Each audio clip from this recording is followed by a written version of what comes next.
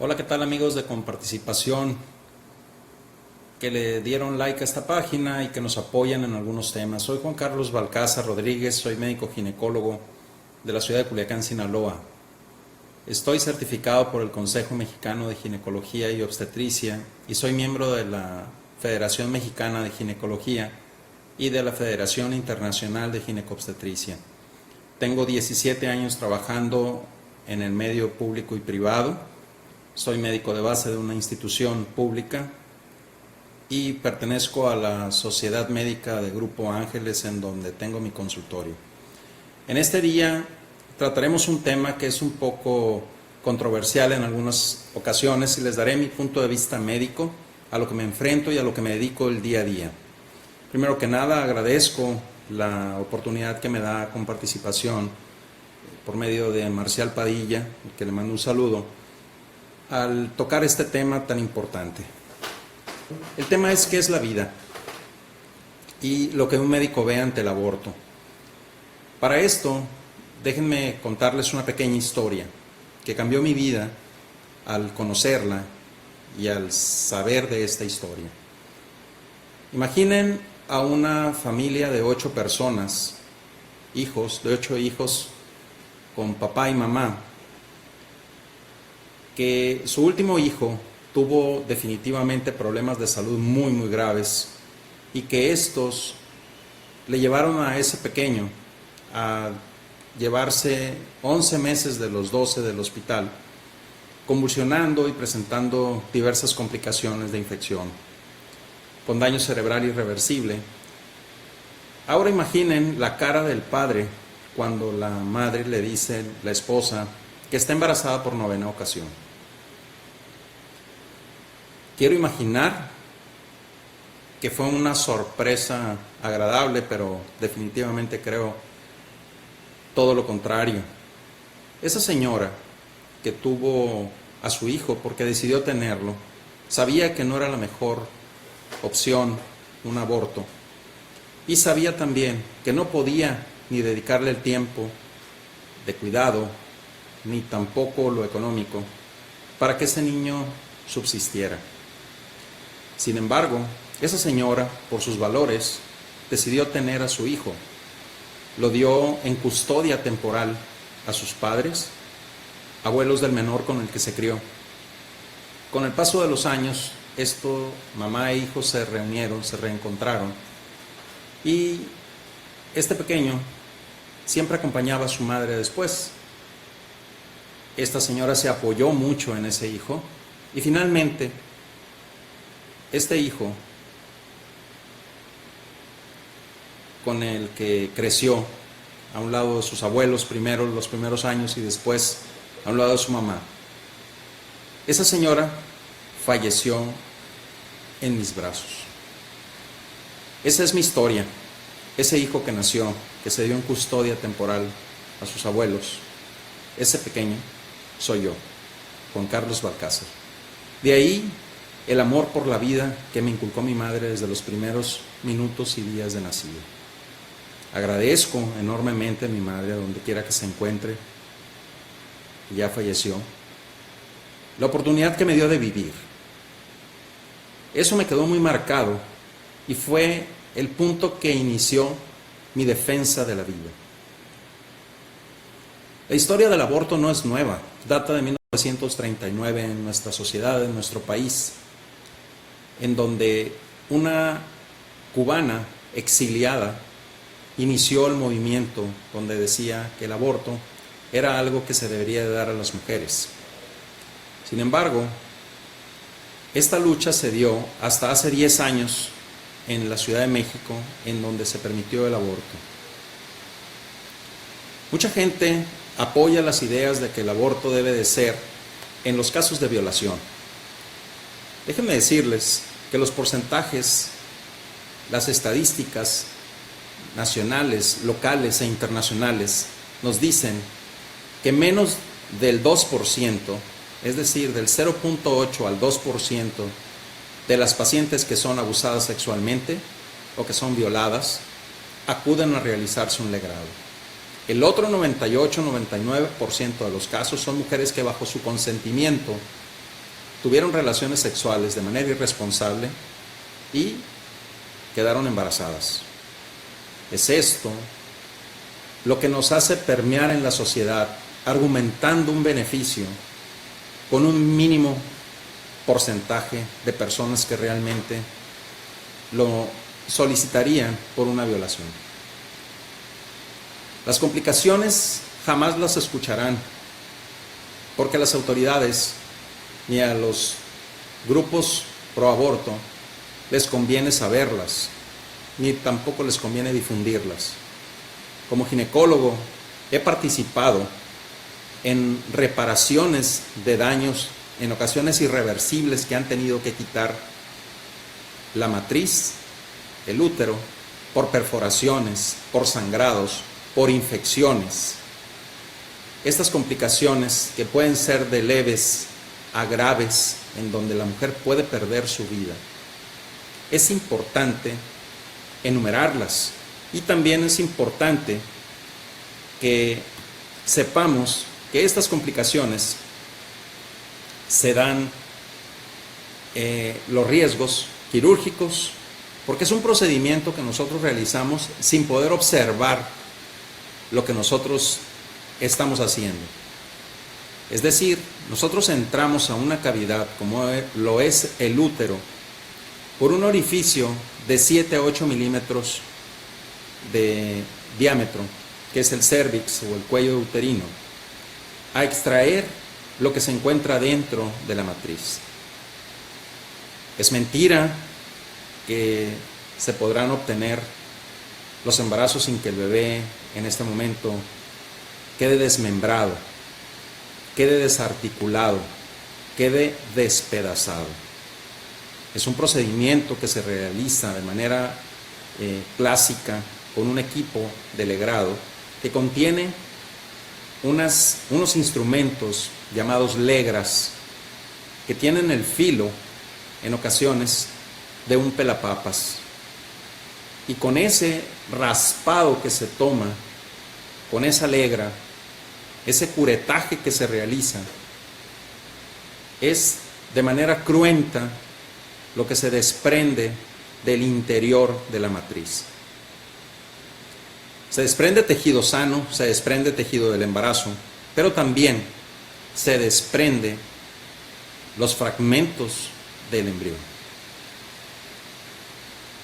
Como es un procedimiento a ciegas, en ocasiones el tejido es sumamente frágil y se puede ocasionar algo que se conoce como perforación uterina.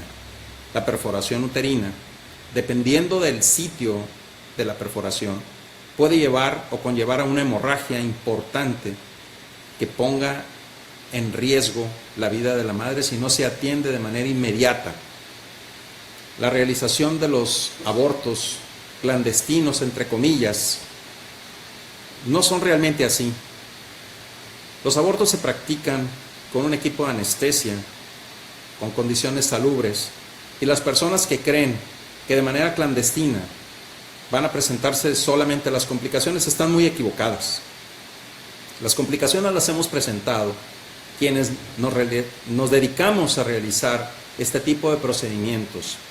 Yo he realizado evacuaciones, he realizado legrados cuando los productos no están vivos o cuando no se formó un producto llamado embarazo anembriónico, o cuando se encuentra el bebé sin latido cardíaco ya y se le conoce como huevo muerto retenido.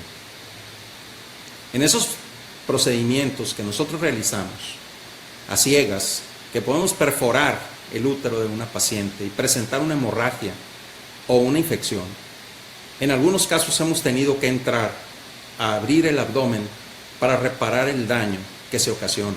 Y se ocasiona también en clínicas particulares, cuando las pacientes son ingresadas con diagnósticos falsos, diagnósticos que justificarían la realización de un legrado.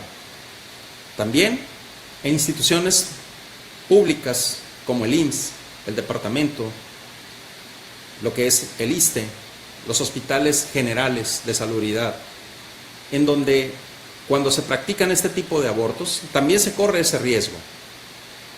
Es una mentira que cuando nosotros realizamos un legrado en una institución pública o privada de manera profesional, no tengamos esas complicaciones. Eso es una mentira.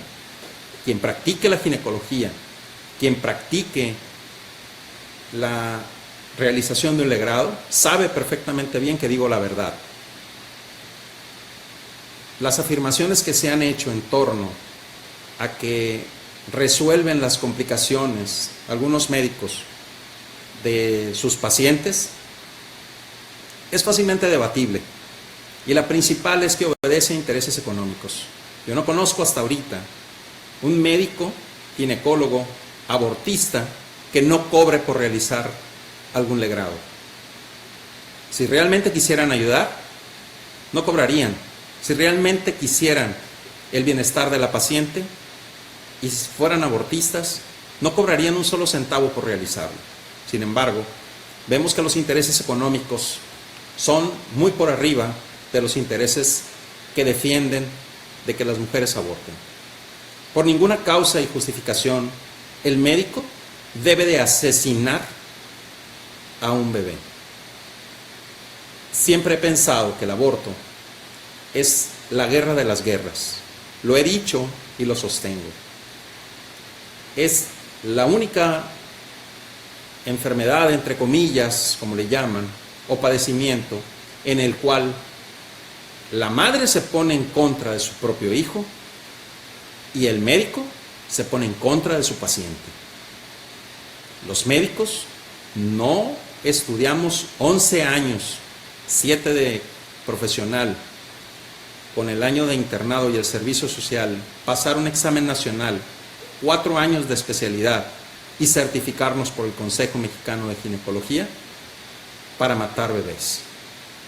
Considero que es una falta grave al juramento hipocrático que en alguna ocasión realizamos al nosotros graduarnos de nuestra carrera.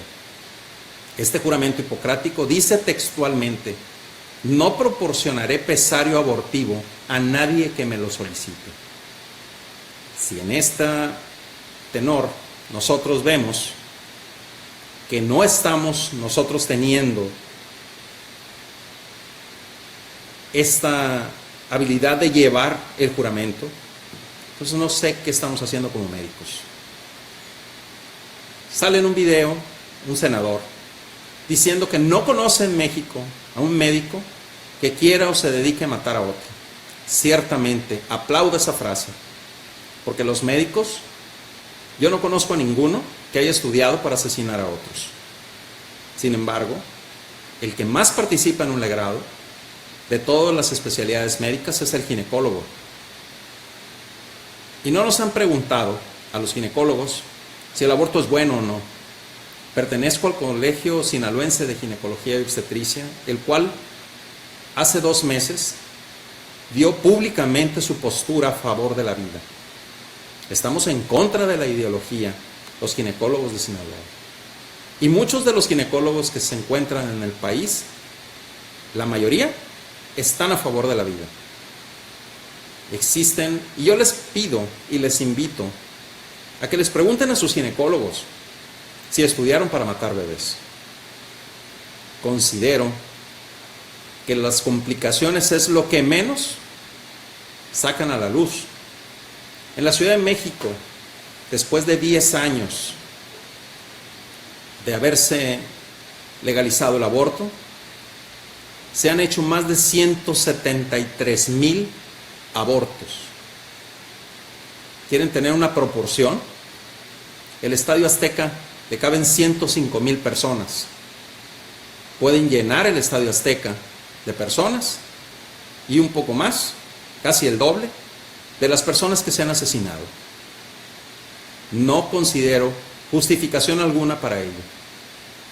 Las personas que promueven el aborto, les pido que entren a un procedimiento, que se den cuenta realmente del error grande que están cometiendo. Yo en lo particular no estudié para asesinar a nadie. He trabajado en estos 17 años convenciendo a las pacientes de que no aborten. Les he llevado el control del embarazo a cientos de pacientes sin cobrarles un solo peso. Eso es preocuparse por la mujer. No preocuparse haciendo un legrado y cobrando. Eso no es preocuparse. Eso es llenarse los bolsillos de dinero de manera ilícita. También muchos de mis amigos me han dicho que ellos también están a favor de la vida.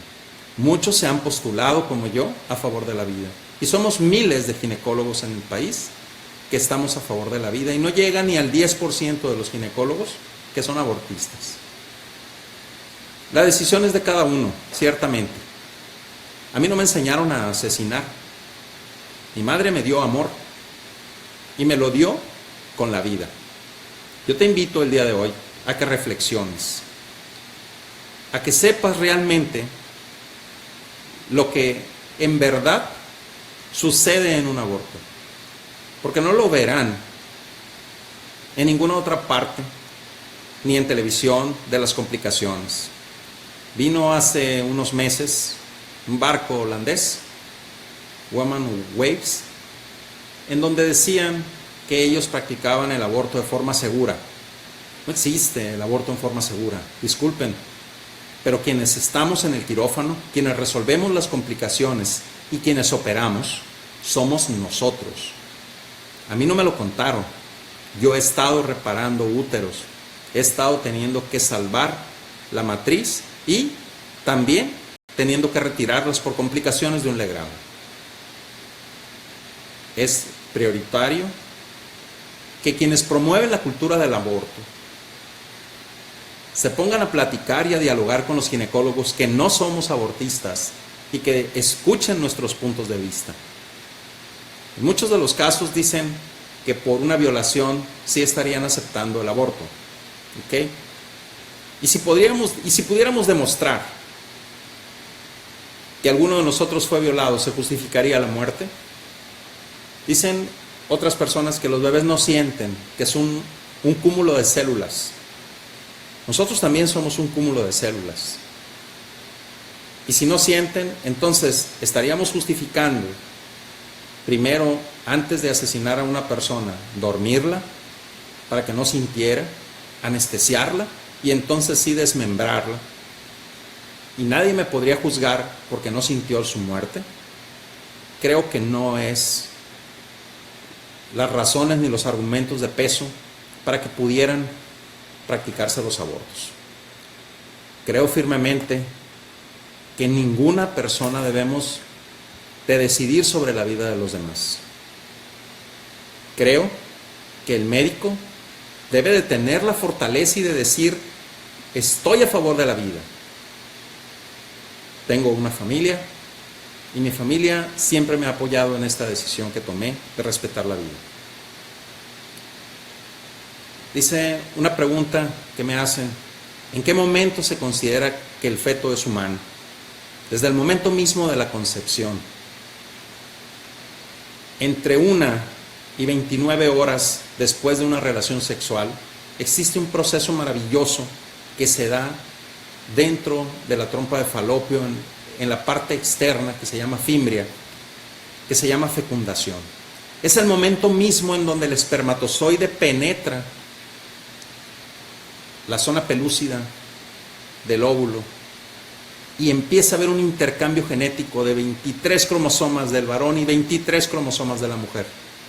Y de ahí surge una energía en donde empieza la vida. Es ahí donde realmente empieza. Y si hay alguna persona que piensa que la vida empieza después de la implantación, no nos confundamos. Cuando una persona se entera que está embarazado, ya pasó la fecundación, ya pasó la implantación, ya tiene 3 o 4 semanas de embarazo. Cuando una persona realmente se entera de su prueba de embarazo, es porque ese bebé ya está en la cavidad uterina y está a punto de latirle el corazón. Eso no significa que no tenga vida antes de latirle el corazón, porque hay un proceso que se le conoce como división celular. La división celular se da en segundos después de la fecundación. Empieza a haber una división celular de 2, 4, 8, 16 células, en donde se implanta, va recorriendo la trompa de falopio hasta la cavidad uterina y produce una perforación leve del endometrio, implantándose ese embarazo. Es ahí donde se genera ya la vida, si le quieren llamar feto, si le quieren llamar embrión, si le quieren llamar producto, es la misma. El embrión se desarrolla por espacio de 9 meses y es ahí donde esa persona, ese ser indefenso que puede nacer, depende de nosotros, así como depende de nosotros si salvamos o no a ese bebé. Yo decidí salvar a los bebés, decidí llevarles el embarazo a mujeres en mi consultorio de escasos recursos, sin cobrarles un peso, les repito, y no porque sea un héroe, sino porque estoy convencido de que todos tenemos derecho a una oportunidad de vivir. Todos tenemos derecho a defender y alzar la voz a favor de la vida. Curiosamente, todas las personas que están a favor del aborto nacieron, y nacieron porque sus padres tuvieron la voluntad de hacerlo. Yo estoy seguro que en esos corazones, en esas mentes de las personas pro abortos, existen muchas cosas inteligentes, muchos pensamientos positivos. Utilícenlos para salvar, no para matar. La muerte jamás se sustituirá. Y es innegable que las complicaciones que se rigen inherentes a una cirugía como lo es un aborto puedan ocurrir. ¿Qué se debe de hacer un doctor si lo quieren obligar a cometer un aborto? A nadie nos pueden obligar. Podemos argumentar objeción de conciencia. Yo soy objetor de conciencia y no hago abortos, ni a nivel institucional ni a nivel privado. No me puede obligar nadie a realizar un aborto. Si hay alguien que quiera justificarse por decir que no se puede negar, es mentira. La objeción de conciencia está respetada por las autoridades y en la norma oficial 046 lo dice. Esta norma se intentó incorporar de manera vinculante en marzo, y agradezco a las personas que se encargaron de bajar la iniciativa, ¿sí? Y espero que no la vuelvan a subir. Estoy convencido de que no existe más violencia a que una mujer sea desprendida de su propio hijo que crece en sus entrañas. Estoy convencido que esas personas que quieren abortar no han recibido una plática de lo que es un bebé, de lo que es una vida y de las satisfacciones que tendremos al tener a nuestros hijos. No culpo a la mujer que aborta, culpo al sistema o a las personas que les hacen pensar que la única opción es el aborto. Así como a mí me dieron en custodia temporal, por no decir adopción, porque no fue adopción, mis padres nunca renunciaron a mí. Me dejaron con mis abuelos desde los 39 días de nacido. Yo agradezco la oportunidad que me dieron tanto a mis abuelos como a mis padres de darme la oportunidad de vivir, de hacerme, creo yo, un hombre de bien, teniendo una familia a la que puedo mirar con orgullo y decirle que jamás he asesinado a nadie. Yo te pido a ti que ves este video, que estás a favor de la vida, que te postules y que ayudes a los demás a que también se postulen a favor de la vida. Nadie tenemos el derecho de decidir sobre la vida de otro. Nadie tiene el derecho de quitar la vida. La ideología de la muerte es solamente ideología. No hay sustento científico en el aborto. No estoy tocando ninguna religión ni un tema religioso, pero estoy tocando el tema de sentido común. No existe nada que justifique un aborto. En este momento te pido a ti que te postules a favor de la vida, y te pido también que nos ayudes difundiendo este video. con participación se preocupa por este tipo de temas y nos encontramos hoy trabajando en ese sentido a favor de la vida.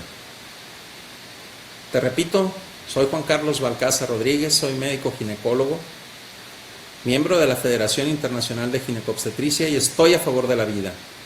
¿Y tú? ¿Estás a favor de tu vida? ¿Estás a favor de la vida de los demás? Demuéstralo. Únete.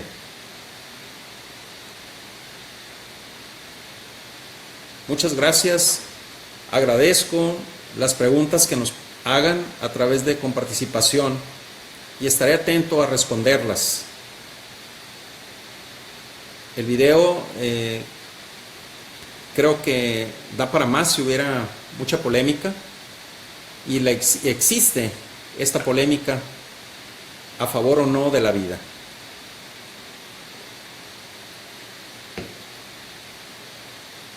Quedaré al pendiente de sus comentarios y de sus preguntas y trataré de contestarlas con la mayor veracidad y honestidad que puede tener un médico. Muchas gracias y agradezco de nueva cuenta con participación a Marcial Padilla, a Luis Osorio, quienes han estado al pendiente de esta transmisión y quienes hicieron posible esto nuevamente. Dice, ¿qué pasa con las mujeres violadas? Me llega una pregunta.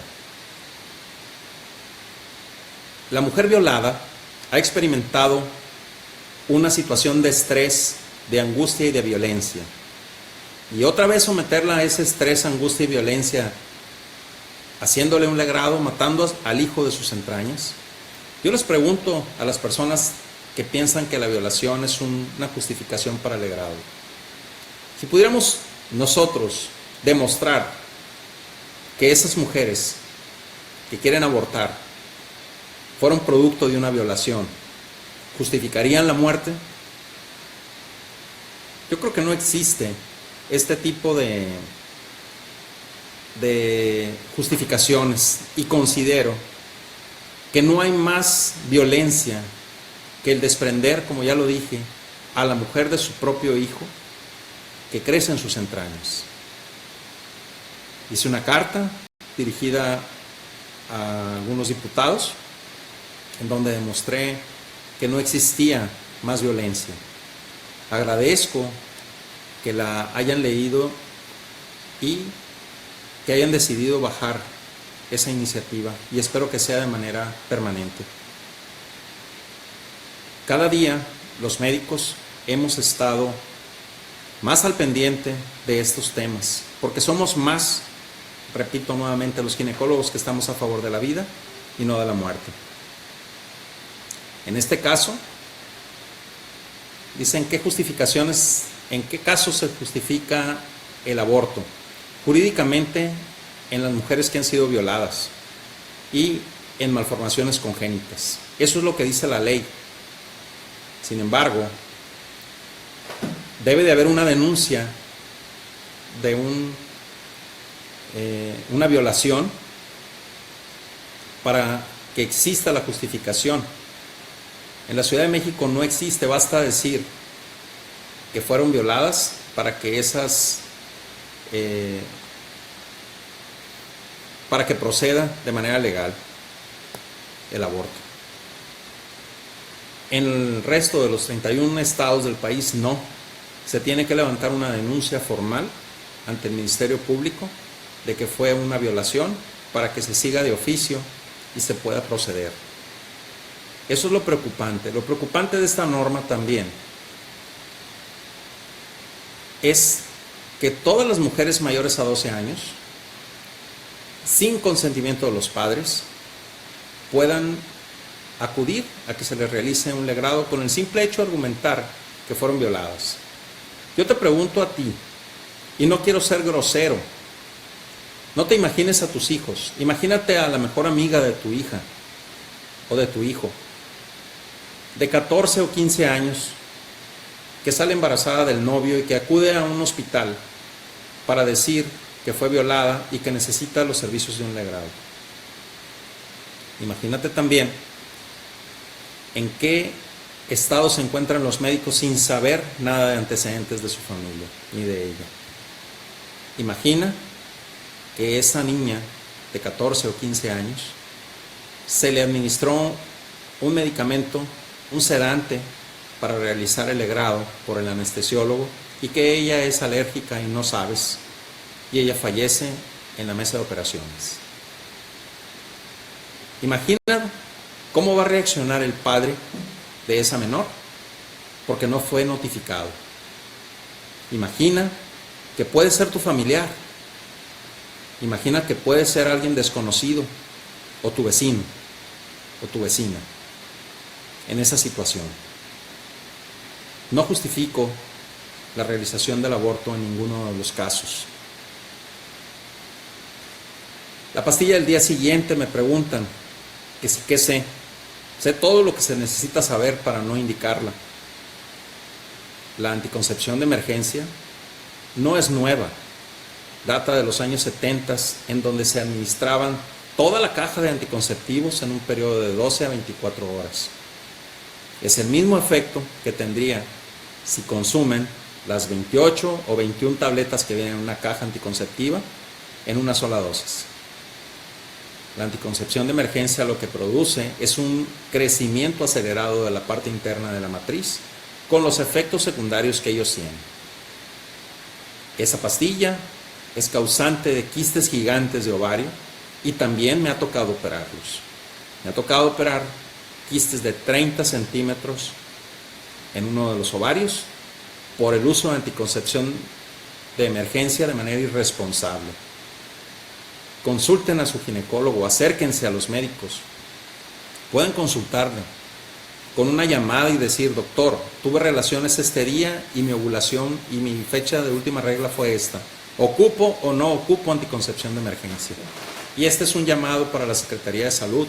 Debería de poner un alto a la venta libre de los anticonceptivos de emergencia. Debería de decir a todos que cuando se utilice una anticoncepción de emergencia, esta requiera una receta médica. Y no por cobrar, podríamos dar las recetas de manera gratuita, si se requiere. El problema es tomar el anticonceptivo cuando no se requiere. Dice una pregunta que me hacen, que si el embarazo pone en riesgo la vida de la mujer, ¿a quién se debe de salvar? Nosotros siempre salvamos a la madre, nunca damos a escoger si salvamos a la madre o al hijo. La madre tiene otros compromisos con otros hijos, quizás si tiene un esposo. Siempre nos vamos por salvar a la madre. Afortunadamente la medicina, y qué bueno que me hacen esta pregunta porque es algo que siempre me preguntan.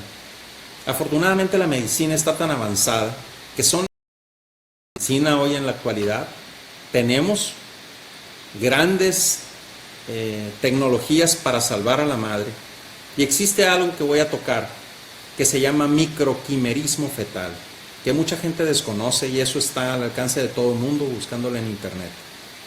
El microquimerismo fetal es el intercambio de células del producto de la madre hacia el bebé y del bebé hacia la madre. Existen casos documentados en pacientes que tienen lesiones cardíacas, de hígado o de algún otro órgano, que por el intercambio de estas células se reparan de manera natural las lesiones que pudiera tener la madre gracias al intercambio de células que se da con los bebés. Nosotros tenemos dos tipos de células para entender un poquito mejor esto. Tenemos las células que se dan en las primeras 13 semanas de vida, que se llaman totipotenciales, que estas no traen ninguna información. Esta célula la agarran y le dicen: te puedes hacer corazón, y esta se va y se hace corazón. Hazte hígado y se hace hígado. Es decir, estas células totipotenciales son las que se encargan del microquimerismo fetal. Y existen unas células ya después de las 13 semanas que nosotros también tenemos, que se llaman pluripotenciales. Esas células pluripotenciales ya traen una información básica. Si ustedes toman esa célula y le dicen: célula, hazte corazón, ella va a decir quizá: no puedo porque yo estudié para ser riñón, y trae la información para riñón.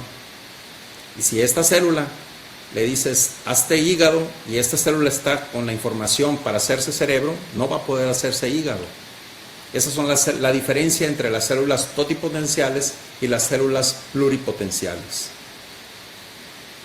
Afortunadamente, como decía, la ciencia está tan avanzada que no se requiere terminar con la vida de ningún bebé, en la mayoría de los casos, que pongan en riesgo la vida de la madre. Agradezco mucho de nuevo la participación y en los temas que se han dado, y me gustaría mucho tocar otros puntos en futuros videos para que se pudiera tener una información más precisa. A mí no me pagan por hacer este video, quiero ser muy claro. Lo hago porque estoy convencido de la vida y lo hago porque lo practico el no realizar abortos. Les pido que difundan este video y si tienen algún comentario o alguna duda, que nos las hagan saber a través de este portal de internet de Facebook, y con mucho gusto trataremos de darle seguimiento y contestar a sus preguntas. Soy Juan Carlos Balcázar Rodríguez, médico ginecólogo de la ciudad de Culiacán, Sinaloa, y agradezco mucho a todos ustedes su presencia, su tiempo y que nos compartan este video. Muchas gracias.